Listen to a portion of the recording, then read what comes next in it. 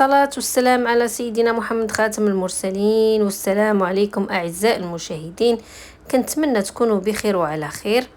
كيف ما وعدتكم ديما قلت لكم إن شاء الله غنجيب لكم حلوة بلدية بمناسبة عيد الأضحى إن شاء الله. الدوازتي حلوة اللي كتجي بنينة ولذيذة ومقرمشة في نفس الوقت وسهلة التحضير وبمقادير بسيطة وفي متناول الجميع. ان شاء الله تجربوها وتعجبكم. هاد الحلوه هذه بلديه، هذه معتمده عندي ان شاء الله، كنديرها دائما من زمان، كانت ماما الله يرحمها كديرها وبقيت مقيدها عندي. كيجي فيها واحد المذاق رائع رائع ما نقول لكمش عليه، كتستحق التجربه. فان شاء الله تابعوا الفيديو حتى الاخير باش تشوفوا طريقه تحضير هاد الحلوه هذه، ما تدوزكم حتى شي حاجه. وكنتمنى ان شاء الله ما تنسونيش بلايك وسبسكرايب وتفعيل الجرس باش يوصلكم ديما الجديد. وكنتمنى لكم ان شاء الله فرجه ممتعه، ما نطولش عليكم ونخليكم تشوفوا طريقه التحضير.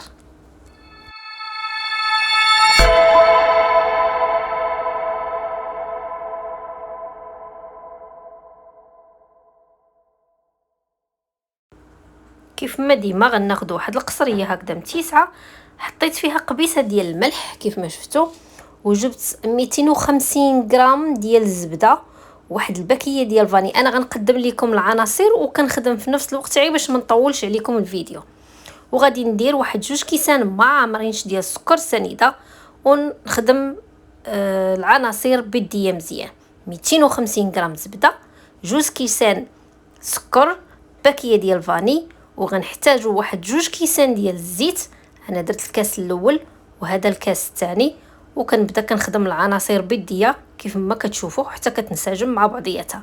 غنضيف واحد 2 بيضات على هاد العناصر اللي درنا كلها. غادي نكتب لكم المقادير في الرابط حتى اللي ما عقلش يعاود يشوفهم. غنحتاج واحد راس صغير ديال راس معلقه صغير ديال القرفه. راه القرفه كتجي بنينه معاها في هاد الحلوه هذه، كتجي متواتيه. درت واحد نص كاس ديال المزهر، نص كاس صغير ديال المزهر. وقبل درت واحد 250 غرام ديال الكاوكاو، الفول السوداني، قليته بالقشره ديالو في الزيت، بعد ما برد طحنته وزدته على الخليط ديالي كيف ما كتشوفوا. زدت 2 باكيات ديال الخميره الحلويات من وزن 7 غرام. والطحين من طبيعه الحال بعد ما جمعت المسائل ديالي كلها بديت كنضيف ليها الطحين بشوي بشوي حتى حصلت على عجينه متماسكه. العجينه ديالي كتكون بحال هذا الشكل اللي كتشوفوا فيه، ما كتكونش قاصحه وما كتكونش رطبه بزاف. كنغطيها بواحد البلاستيك غذائي باش ما تنشفش ليا، وكنبدا كنخدم في سطح العمل.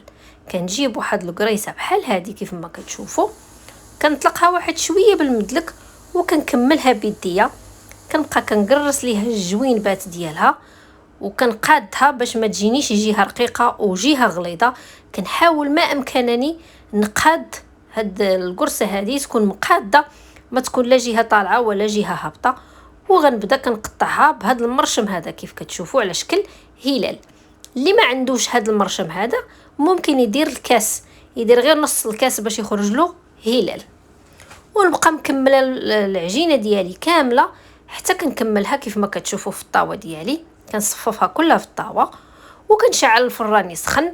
انا عندي غاز كنشعلو ديما يسخن، وكنحددو على درجه 300 فرنهايت، اللي عند السيليسيوس يحولوا للسيليسيوس. وكنخليها حتى كطيب على خاطرها كيف ما كتشوفوا عا كتذهب. وكنحيدها.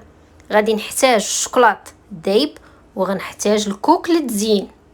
غناخذ الهلاليات ديالي، غناخذ واحد الشيته باش تجيني العمليه سهله وما نبقاش كنوسخ ايديا كل مره ونوسخ الحلوه ملي نهزها.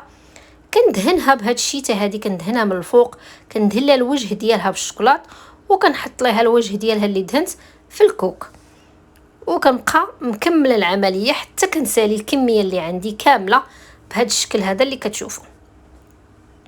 كتجي صراحه رائعه وسهله في التحضير، ما كتاخدش مني وقت بزاف. وهذه هي النتيجه النهائيه ديال الحلوه ديالي، حلوه الهلال.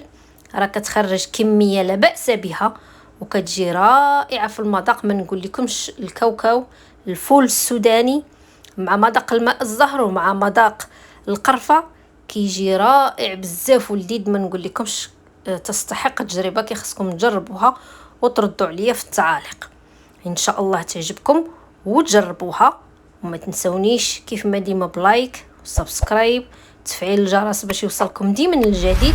وكنتمنى نكون جيتكم بفيديو اللي استفدتوا منه وفيه شي حاجه جديده اللي تعرفتوا عليها اليوم. فما بقى ليا الا نودعكم ونقول لكم عيدكم مبروك، ان شاء الله يدخلوا عليكم بالصحه والسلامه وبالعافيه وكل ما تمنيتوا. ما بقى ليا الا نقول لكم الى اللقاء وفي امان الله.